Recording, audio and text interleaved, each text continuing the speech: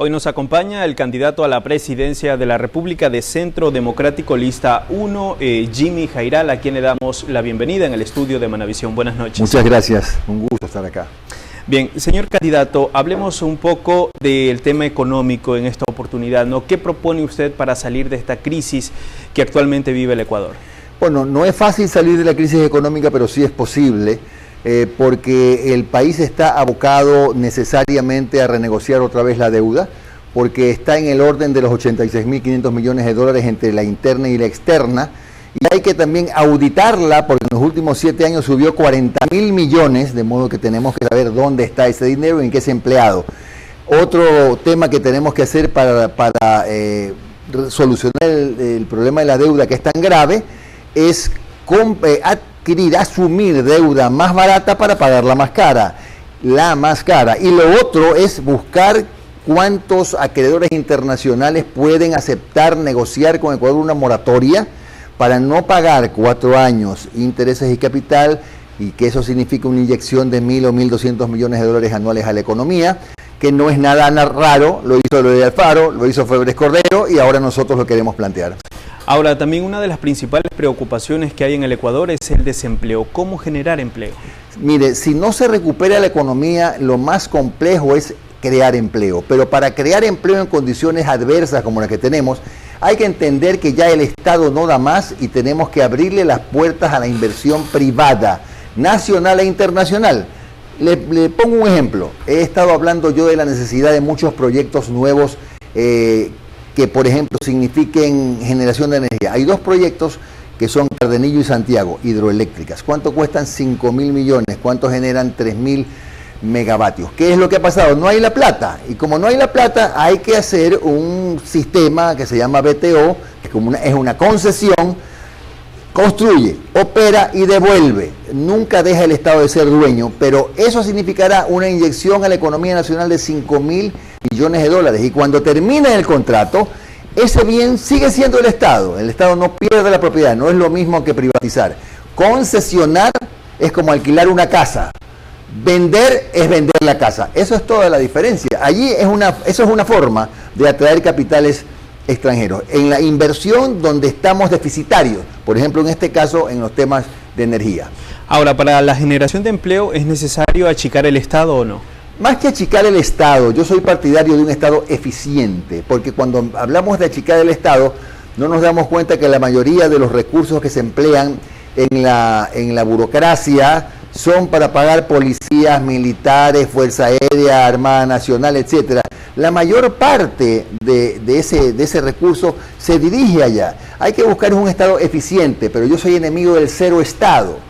Lo que sí creo es que el Estado tiene que entender que no solo es un mal administrador, sino que ha cometido el error de mantener al margen la inversión privada nacional e internacional. Eso tiene que cambiar. ¿Y cómo conseguir recursos en este caso, si no se achica el Estado, para seguir manteniendo esos gastos? Los recursos están en la obra pública. Por ejemplo, le pongo un caso, Petroecuador. Este es el único país de la región que pierde plata siendo productor de petróleo. Usted ve YPF en Argentina, Petrobras en Brasil, Ecopetrol en Colombia, Pemex en México, empresas petroleras exitosas. ¿Por qué? Porque le abrieron las puertas al capital privado. Petroecuador ya hizo metástasis, no da más. Los gobiernos se encargaron de destruir Petroecuador por hacer la cuota política, y esa empresa tiene que ser reemplazada por otra, más productiva, más eficiente y más técnica, con el 51% de capital nacional y 49% extranjero. Eso también va a significar una inyección de economía, va a significar un incremento en la producción de petróleo, y ojalá ya no tengamos que mandar a refinar afuera, sino que podamos tener capacidad para hacerlo aquí. Ahora, si Jimmy Jairal llega a la presidencia, llega a Carondelet, ¿mantendrá la dolarización o saldrá de ella? Absolutamente la voy a mantener, esa es la moneda. No se puede desestimular en este momento con noticias que preocupen a los sectores productivos. La dolarización funciona y hay que mantenerla. En el tema de salud también, el Estado, en caso de usted llegar a la presidencia, el Estado pagará lo que todavía le debe al IES. Pero lógico, hay que pagarlo. Totalmente. Hay que pagarlo porque prorrateado, de alguna manera, pero lo primero que hay que hacer es saber cuánto le debe. Ni usted, ni yo, ni los ciudadanos que nos ven sabemos. No sabemos, porque cada vez las auditorías que se empiezan a hacer se paralizan en la mitad del camino. Primero establezcamos cuál es la verdadera deuda, para que además el Estado deje de meter la mano, porque siempre el IES ha sido caja chica. Sacan billetes y le dan papeles al IES. Por eso a los jubilados siempre nos dicen, nos sacan la foto del cuco, en 2 años no te puedo pagar. Y es porque ni siquiera sabemos cuánto le debe el Estado al Seguro Social. Es lo primero que hay que hacer, porque no es la plata del Estado, es la plata de los ciudadanos. Y justamente en ese tema, con todos los problemas que presenta el IES, ¿la privatización es un camino o no? No es un camino, yo considero que es mejor. Vea, el IES es el banco más grande del Ecuador, el más poderoso, el que más plata tiene. Lo que hay que hacer es que los servicios funcionen. Y si no funcionan, es justamente por este manoseo político que ha tenido el IES durante todos estos años y por esta suerte de trinca que es la que se reparte los contratos y cuando le da la gana abastece y cuando no desabastece de medicinas, por ejemplo, a los hospitales públicos. Hay que empezar a entender que hay cosas que se pueden hacer y no sé por qué no se hacen. ¿Por qué no utilizamos más medicina genérica, por ejemplo, que es mucho más barata y el resultado terapéutico es exactamente el mismo? Eso abarataría costos y hacer un IES más eficiente, pero mientras no sepamos cuánto le debe el Estado, es muy difícil hacer un diagnóstico. Justamente también en el tema de salud se registra una falta de equipamientos, también no hay medicinas en hospitales del Ministerio de Salud Pública y también del IES, ¿no? ¿Qué hacer para mejorar este problema? No tocar los presupuestos por lo menos, si ya conocemos que para este año, según se ha informado, el presupuesto de salud va a bajar $1.000 millones y el de educación $1.000 millones. Lo primero que hay que hacer es respetar los presupuestos. Si es que la atención es deficiente por falta de recursos, peor bajarle $1.000 millones, por ejemplo, al presupuesto de la salud. Eso no tiene nombre. Es terrible si es que se concreta, ¿no? Y en materia educativa, ¿qué plantea Jimmy Gira? Yo soy partidario de la educación dual, que los jóvenes de 5º año, 6º año, los 2 últimos años de colegio puedan combinar prácticas con estudios, ojalá podamos lograr que sean pagadas. Yo soy partidario también de que empecemos a pensar que con las nuevas profesiones que ha establecido, que ha sembrado la inteligencia artificial, los institutos tecnológicos deberían ser fortalecidos, auspiciados en una parte por el Estado para que los jóvenes en 2 años puedan tener acceso a una carrera de 3er nivel, carreras nuevas, que es donde más demanda hay. Usted también fue prefecto de la provincia del Guayas, si no me equivoco, en 2 ocasiones, ¿no? Ya tiene una noción de cómo es la administración pública.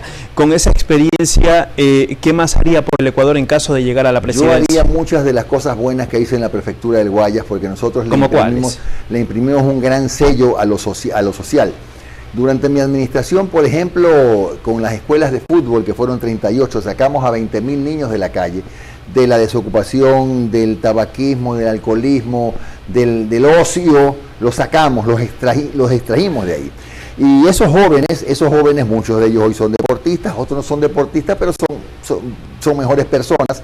Eso es lo que hay que hacer en el Ecuador, escuelas deportivas para mantener ocupados a los jóvenes, con el costo que debe asumirlo el Estado en muchos casos en asociación con los GATS provinciales y cantonales.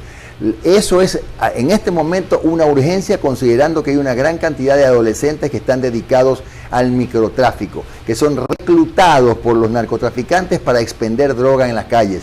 Y es, entre otras cosas, porque no tienen oportunidades ni siquiera de practicar deportes. Entonces, esto para mí es fundamental, es un complemento ideal para la educación integral de los jóvenes. En materia de seguridad también hablemos un poco de lo que pasa en el país. Conocemos el tema de la ola de violencia, los crímenes que se registran más que todo en la provincia de Manabí. ¿Qué acciones tomaría Jimmy Jairala de llegar a Carondelet para enfrentar estas mafias? Trato de resumir. En la frontera con Colombia son 570 y pico de kilómetros, de los cuales 275 por lo menos no tienen ningún control. Ahí tienen que estar las Fuerzas Armadas. ¿Por qué? Porque Colombia tiene 200.000 hectáreas de coca, reconocidas por su propio gobierno. ¿De dónde viene la coca? De Colombia. Entonces, si la coca ingresa con facilidad y sale con facilidad por los puertos, porque el 85% de la droga en el mundo sale por mar, lo que tenemos que está diciéndonos lo que pasa. Hay que controlar la frontera con Colombia sobre todo y la seguridad en los puertos. Hay que militarizar los puertos efectivamente, pero también hay que hacerles la vida cuadritos a los narcotraficantes, porque al parecer en Ecuador no es tan difícil lavar dinero, no es tan difícil blanquear plata.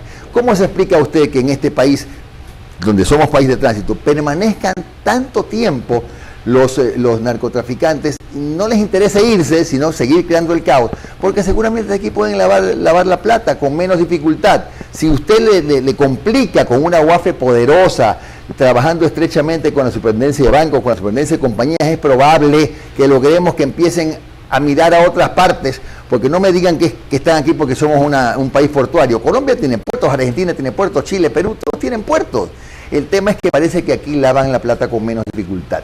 Eso es lo que hay que hacerles difícil. Entonces la solución de cierta manera sería militarizar también las fronteras, porque veíamos que actualmente, por ejemplo, esta semana el presidente Noboa dispuso la presencia de más de 2.000 militares en la provincia del Oro. No es la solución estar allá, sino que en fronteras. En fronteras tienen que estar con Colombia, con Perú, tiene que haber un cambio, hay que sacar a los militares de las cárceles, ese no es su trabajo, ahí tiene que formarse un cuerpo especial de la policía, así como la UNACE, como el GIR, como el GEO, como GEMA, especializado para control de las cárceles, policías armados, a los que respeten los PPL, porque los PPL no los respetan a los guías son rehenes de los PPL, pero la policía tiene que ser un cuerpo de élite respetable, con el respeto, para la redundancia, a la carrera policial, exclusivamente para el control en las cárceles, que es fundamental.